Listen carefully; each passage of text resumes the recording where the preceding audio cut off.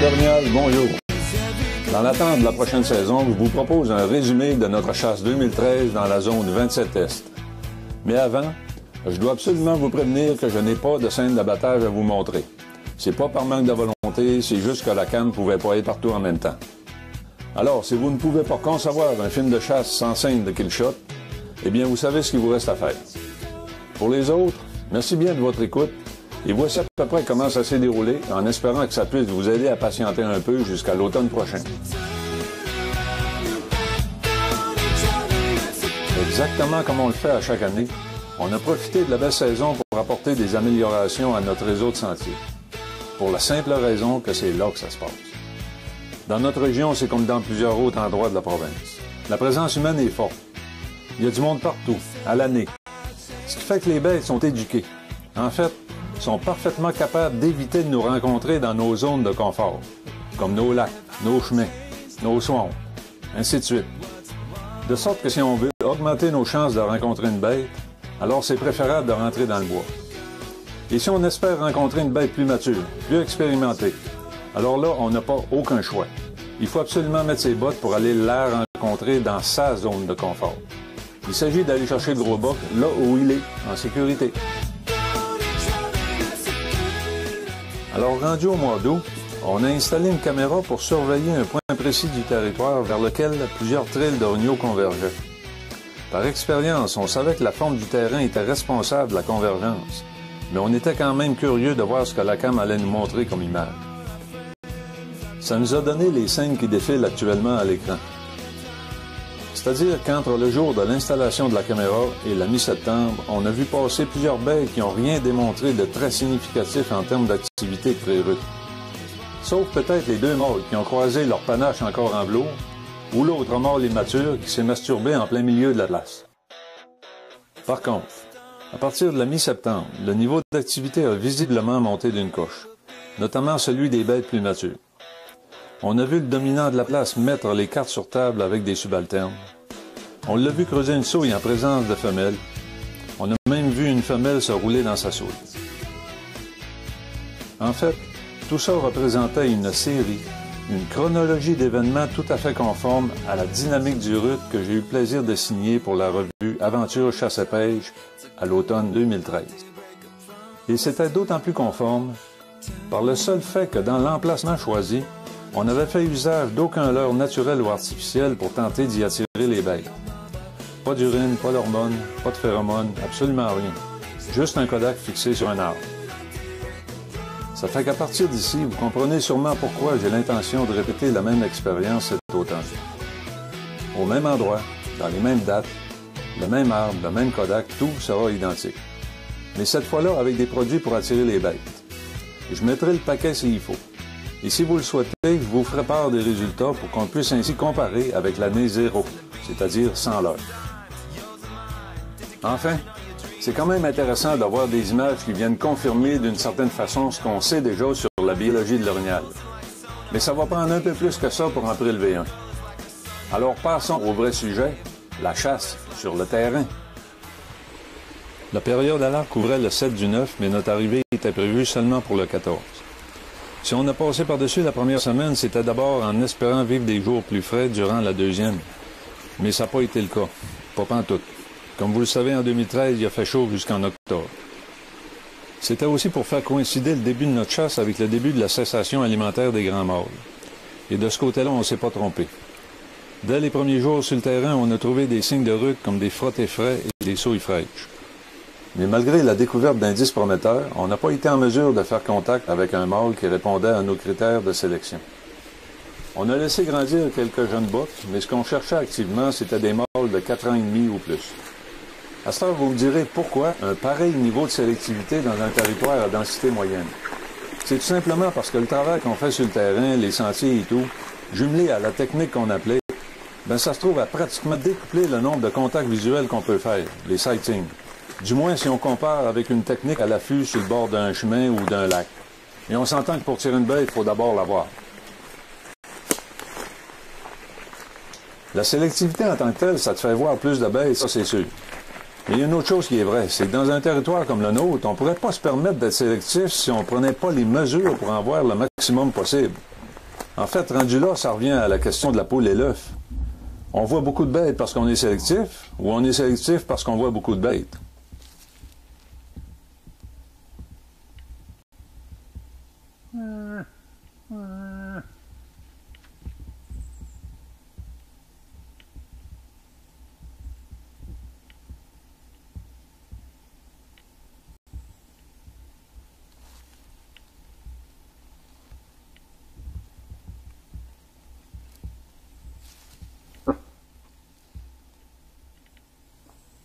Samedi le 28, première journée à l'arme à feu.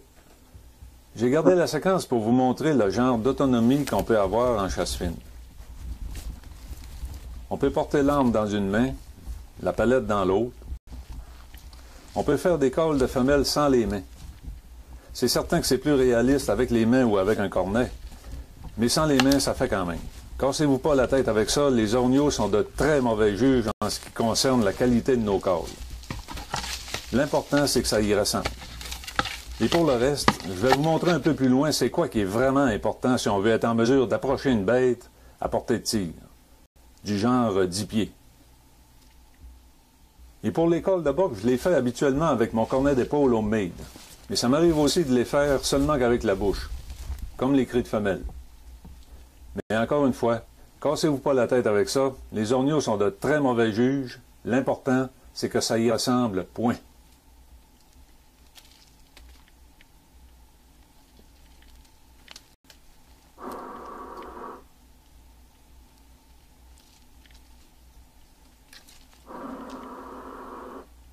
Le premier avant-midi s'est déroulé sans problème de notre côté, mais on n'a rien vu ni entendu malgré les quelques kilomètres de marche.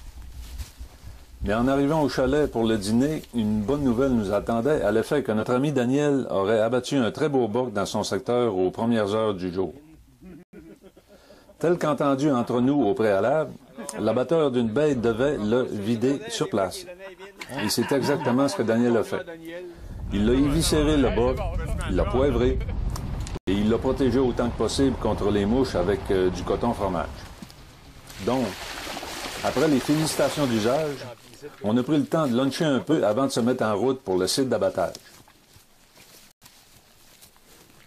À partir de la rivière ici qu'on doit absolument traverser sur un barrage de castor, on ne pourra pas faire appel aux 4 roues pour rapatrier l'animal. En fait, c'est une trail d'environ 1 km qu'on a faite en 2011 alors que notre ami Sylvain avait abattu un autre beau boc à peu près à la même place. Pour tout dire, c'est le 3e boc qu'on sort de là en 3 années consécutives. Et pour en rajouter, les 3 sites d'abattage tiendraient dans un carré de 1000 pieds par 1000 pieds. Comme quoi, un secteur qui est productif une année le demeure au fil du temps. Nous arrivons sur les lieux de l'abattage. Ce qui a été appelé tantôt le corneau à Daniel.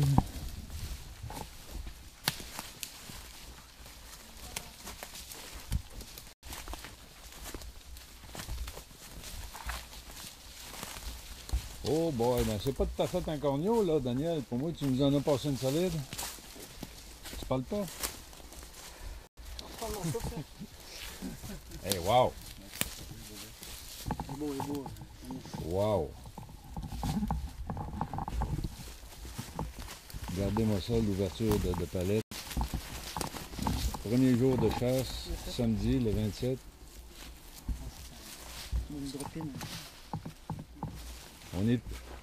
On est à peu près à 300-400 mètres du chemin le plus proche ici. Hein? À peu près 300-400 mètres.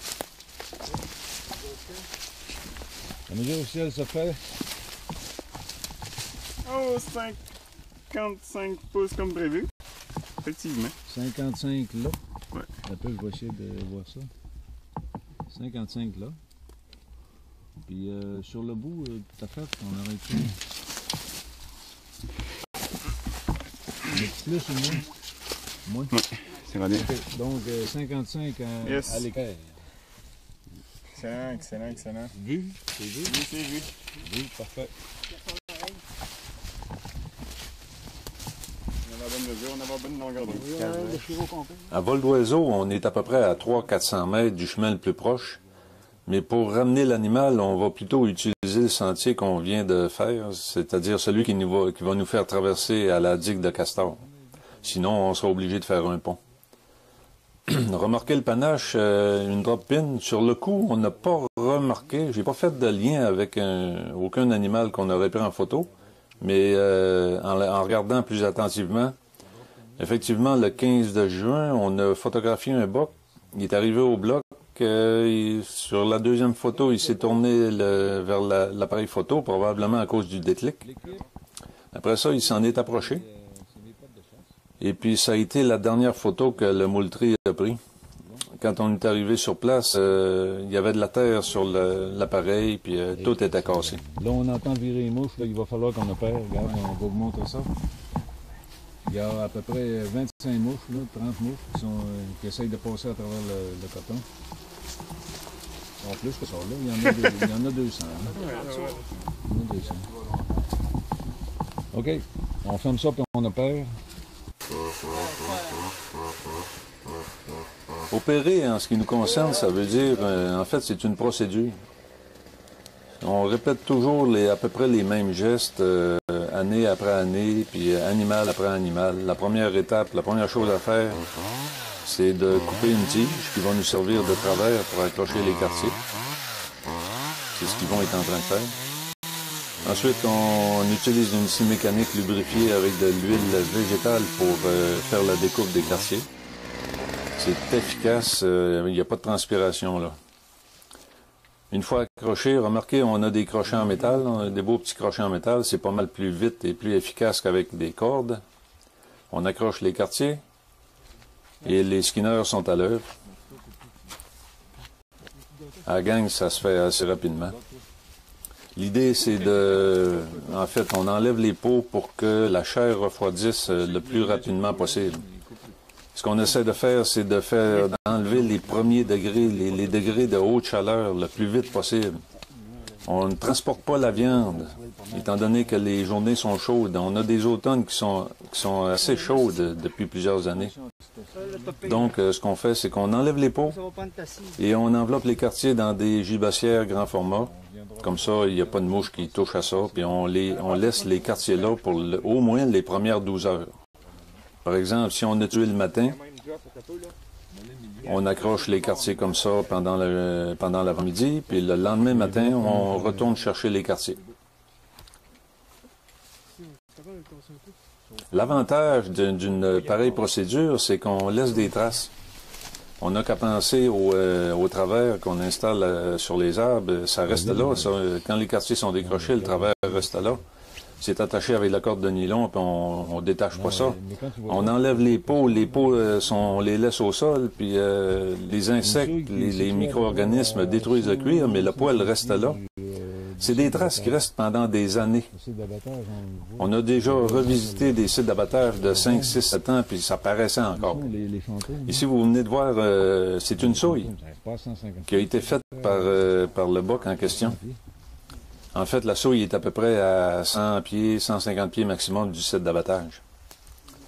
Les traces qu'on laisse, en fait, c'est l'avantage qu'on peut y voir, là, c'est que si un jour, il y a une discussion, si jamais, étant donné que les chasses se font en forêt, si un jour, il y a une discussion à l'effet qu'un voisin vous arrive en disant « Oh, ben, ce boc-là, d'après moi, tu l'as tué sur mon territoire. » Ben, en fait, on a des preuves irréfutables. Les traces qu'on laisse sont des preuves irréfutables. Puis ça, c'est sans compter les photos qu'on prend, comme on prend des photos de l'animal quand il est au rond en terre dans le décor. On a tout ça comme preuve si jamais il arrive un litige. On est prêt pour le départ. Ici, les quartiers, vous les avez vus, sont accrochés. Et la tête est attachée sur un rack de portage. Vous voyez dans quel sens elle est placée. Les cornes pointent par l'avant. C'est beaucoup plus facile à portager dans ce sens-là. Cependant, il faut que l'espace entre les frontales soit suffisamment grand pour qu'on puisse mettre les épaules. Vous allez voir plus tard avec le deuxième boc, c'est une chose qu'on n'a pas pu faire. Ici, là, Francis a commencé le portage et là, c'est le tour à Samuel. C'est deux jeunes qui sont venus nous voir, nous rendre visite la première fin de semaine de chasse. Ils voulaient savoir si c'était une atmosphère qui pouvait leur plaire. Puis possiblement on les aura comme partenaires de chasse pour les années futures. Ici, Steve qui fait son beau. Sur la digue de Castor qu'on doit traverser absolument. Et le dernier petit obstacle ici, c'est un espèce de petit mur à peu près à 45 degrés. L'image ne rend pas justice, là, mais je vous assure, c'est incliné.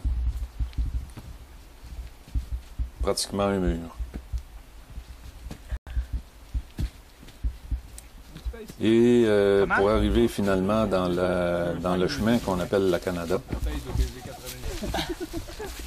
On n'avait pas amené de 4 roues jusqu'au bout du chemin, donc on comptait sur des bonnes épaules pour ramener la tête jusqu'au pick-up. 55 pouces dans un petit Ranger, c'est ça que ça fait. Bon, ben, achetez-vous des pick-up plus gros. Et voilà. Ah ben, tu es plus petit. Sa demeure était serrée. Le lendemain matin, c'est la grosse matinée, un bon déjeuner, puis on prend la route pour aller chercher les quartiers. Encore là, c'est une procédure qu'on répète à chaque fois, c'est qu'on s'amène des racks de portage en aluminium, on attache, on fixe avec de la corde un quartier par rack, et évidemment, il y a un portageur par quartier. C'est correct, Yvon? Ici, Yvon qui ouvre la marche, c'est une question de donner un rythme. Un bon rythme de portage. En fait, le bon rythme de portage. Si on va trop vite en portageant, ça devient difficile. C'est dur sur le cardio. Puis on a l'idée de lâcher la charge aussitôt qu'on est parti. On est revenu dans le chemin de la Canada. Les quartiers sont sur les 4 roues et on s'en va porter ça dans la penderie.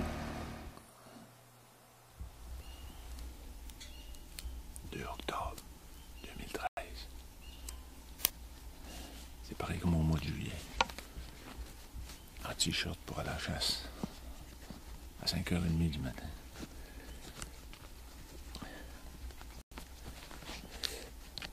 Il a été question tantôt des choses plus importantes que la qualité ou la sonorité des câbles.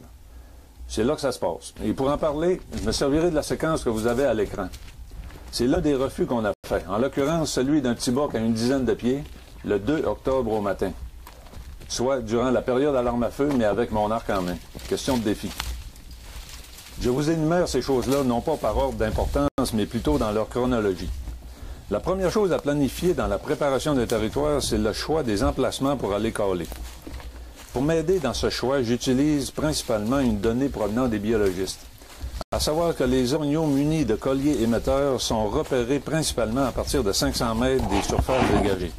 Les lacs, les swamps, les chemins, etc. Mais par contre, j'ai remarqué qu'à partir de 300 mètres, on peut y penser. Ça dépend sûrement de l'affluence qu'il y a dans le chemin ou dans la surface en question. Alors, techniquement, on procède par élimination. On déroule la carte topo, on élimine toutes les surfaces dégagées, plus 300 mètres en périphérie, et du reste, on élimine aussi les endroits inaccessibles pour l'orignal. Un orignal, c'est capable de grimper pratiquement dans un mur, mais c'est quand même pas une chèvre de montagne. Dans une région comme la nôtre, il y a des endroits inaccessibles, les pentes sont trop fortes, donc on élimine tout ça.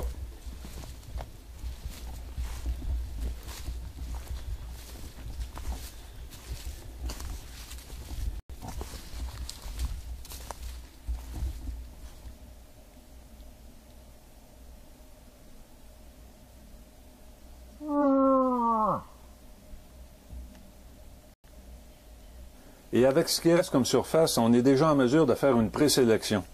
Sachant que les orignaux sont des ruminants, que ce sont des grosses bêtes, c'est des bêtes qui préfèrent les surfaces plutôt planes, plutôt humides, ils longent les ruisseaux, les cours d'eau permanents et intermittents, tout ça. Il s'agit d'avoir un coup d'œil global sur la carte topo. Voilà ce qu'il y en est pour la topo. Ensuite, il faut considérer les cartes éco pour trouver les peuplements préférés des orignaux. Tout ça a été discuté de long en large dans plusieurs articles, donc j'élabore pas là-dessus pour le moment.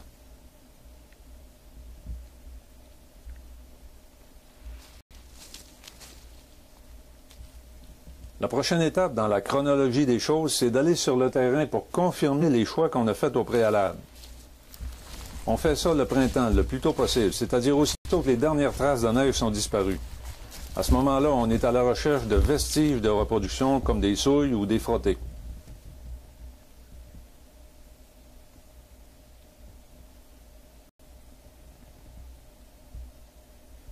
Au retour d'une journée de prospection, vous aurez possiblement marché plusieurs kilomètres dans des conditions pas toujours faciles.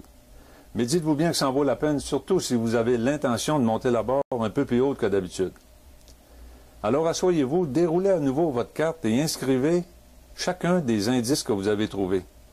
Chaque souille, chaque trace, chaque fumier, chaque frotté, inscrivez tout ça sur papier. Et si ça forme une agglomération à quelque part, alors vous devrez considérer cet endroit-là comme un secteur à bon potentiel. Vous l'encerclez et d'un trait le plus court possible, vous le reliez à l'un des chemins que vous avez, ou l'un des lacs, ou l'une des rivières navigables du territoire. L'idée, c'est d'y avoir accès le plus rapidement et le plus tôt possible le matin, notamment durant la période à l'arc. La température monte très vite et il faut être là de bonne heure. Maintenant, pour l'avant-dernière étape de la préparation, on retourne en forêt débroussailleuse en main pour faire nos sentiers. Oui, c'est de l'ouvrage, mais encore une fois, ça vaut la peine. On le fait en se disant qu'en chasse, comme c'est le cas partout ailleurs, le succès est fait de 90% de transpiration puis 10% d'inspiration. D'autant plus que ça va être pratique quand viendra le temps de sortir la bête du bois. Enfin, la dernière étape préparatoire avant d'aller se mesurer à l'orignal dans sa propre demeure, c'est de s'assurer d'un contrôle optimal des odeurs. On ne pourra jamais les éliminer complètement, mais avec tous les bons produits qu'on retrouve actuellement sur le marché, on peut effectivement se créer une couverture suffisamment efficace pour approcher des orignaux sans même se préoccuper de la direction des vents. Ne vous laissez pas berner par les raconteurs de fables. Ceux qui racontent qu'on ne peut pas approcher un orignal si on ne se place pas le vent de face. Ces gens-là se trompent. Ils se méprennent parce qu'ils ne connaissent pas exactement les comportements des orignaux à couvert. Ils ne savent pas qu'un orignal à couvert ne craint aucun de ses prédateurs naturels, ce qui fait qu'il est beaucoup moins méfiant, beaucoup plus facile d'approche. Ne vous laissez pas tromper non plus par ceux qui affirment qu'on doit absolument cacher notre silhouette à la vue d'un orignal. Malheureusement, ils se méprennent autant que les autres.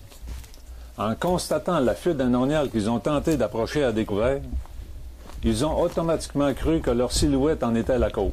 Alors qu'il n'en est rien, l'orignal à découvert est une bête beaucoup plus méfiante. C'est pas du tout le même animal. En définitive, c'est des gens qui veulent nous faire paraître les choses beaucoup plus compliquées qu'elles le sont en réalité. Pourquoi faire compliqué quand on peut faire les choses simplement? Bref, comme on disait à propos de la qualité des cales, cassez-vous pas la tête avec ça. Et je vous invite à me suivre encore un petit bout. On va aller voir cette femelle-là en espérant qu'elle est accompagnée d'un mâle digne de mention.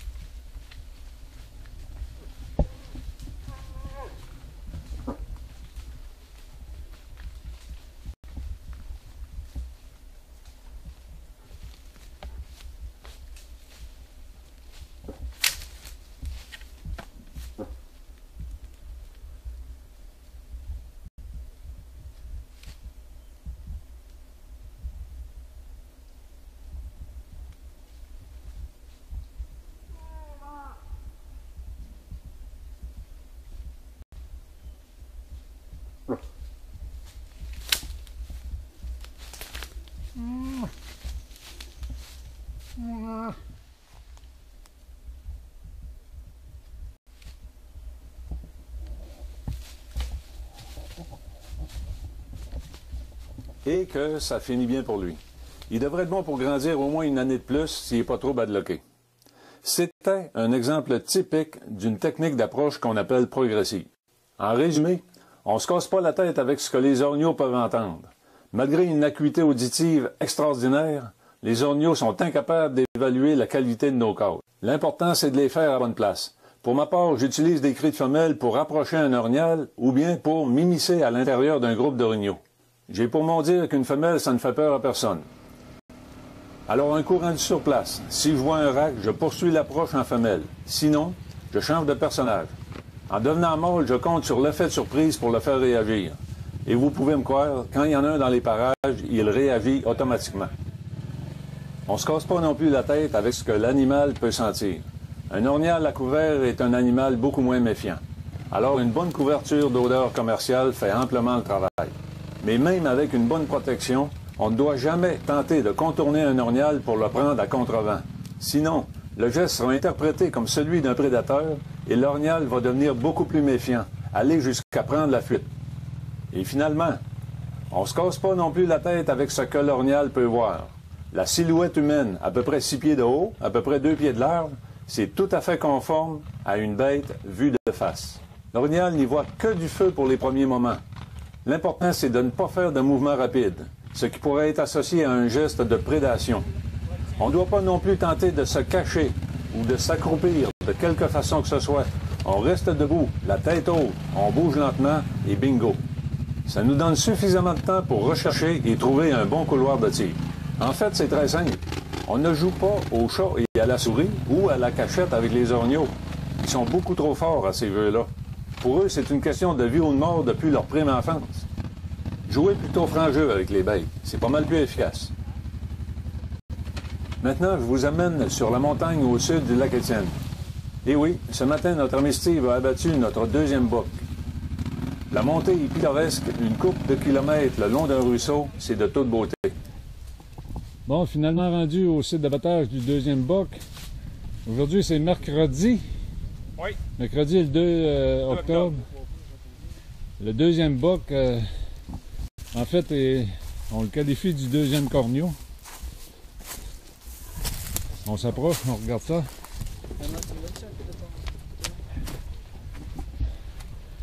Un autre très beau bouc. Aïe, aïe, hein? Wow! Wow! Wow, le beau bouc. Wow!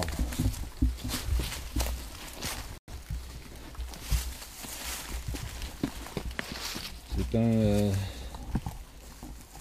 un autre costaud. On est chanceux ce tour-là. Le cateau va pouvoir faire un bouc.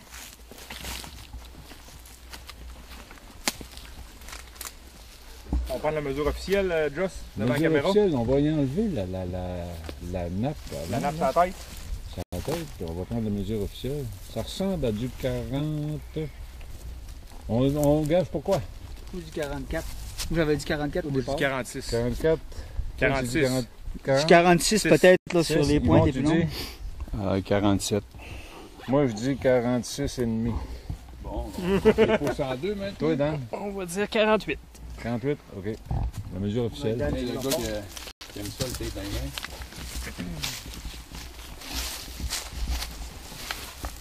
44. Non, 46. Et c'est ça qu'on a. Qui gagne? C'est moi, hein? C'est toi. Avec 44, j'étais dedans. 46 précis. Non, c'est moi, là. C'est l'autre, c'est vraiment elle. Les deux plus loin, 46. C'est ça. 46 à l'équerre. Ouais. Très beau. Wow. 46 et 55. 100 pouces. L'objectif 101 de 100 pouces, 2 panaches est battu. L'objectif est dépassé. L'objectif est atteint, exactement. Dépassé. Ah, de toute beauté, les boys. Félicitations. The Killer. Wow! The Killer. Steve The Killer. Au mercredi. Regarde, tu m'as aidé. Le bouc a été... il a été surpris proche de sa souris. Finalement, c'est ça qui est arrivé. pas mort à venir de 50 pieds 800 pieds. 50 pieds à côté de la Sauille, mais là, il a fait un petit bout. Ça fait que la Sauille est un petit peu plus bas en bas de la montagne. Oui, la coupée, c'était avant un Châteauneuf. Moi aussi, maintenant, on a essayé de prendre des photos, puis on l'avait tout le temps. Ah, c'est vrai, Josh, viens filmer ça. Hein, le dessus de la tête. Dessus de la tête, gars. Une permanente.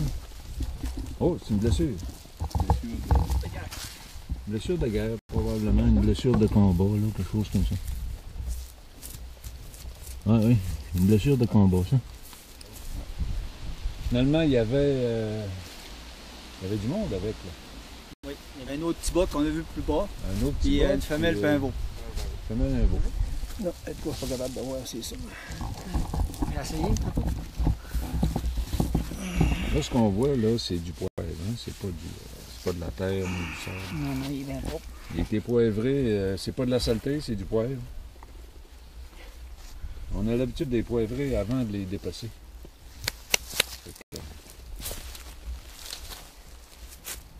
Vraiment beau, les gars. Bon, il y a une bonne étape de fête. L'animal n'est plus dans le trou, il est découpé. Peut-être. Là, c'est le lavage de main. Les quartiers sont là, il reste à nous mettre les nappes dessus. De la même manière que pour le premier bas, on laisse des traces assez évidentes sur le terrain. Et encore une fois, ben, les photos qu'on prend sur place, ça demeure tout le temps des pièces à conviction si jamais il arrive un litige. Ici, vous voyez Steve qui qui descend la tête jusqu'à la trille de 4 roues, en bas de la montagne. On aura à peu près 800 pieds à faire, pas plus que ça. Ce que je vous disais tantôt, voyez-vous, les pointes sont vers l'arrière, ce tour-là, parce qu'il n'y a pas suffisamment d'espace entre les frontales pour passer les épaules. C'est plus difficile à porter de cette façon-là.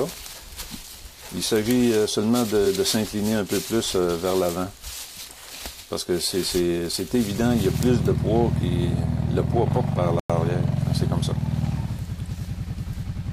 Peut-être sur le 4 roues, on a le petit obstacle le ruisseau du lac Étienne à traverser.